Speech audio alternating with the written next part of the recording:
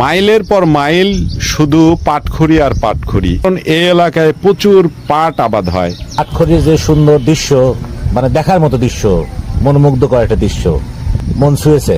পাটখড়ি ধরে নিজে লিগা পুরা ছাই করে, ছাই বানায়, প্যাকেট করে বিদেশ পাঠায়। 350, 300, 400 এরকম বিক্রি হয়। কিভাবে? সব 200-400 বিঘিতে আবাদ হয় পাটের।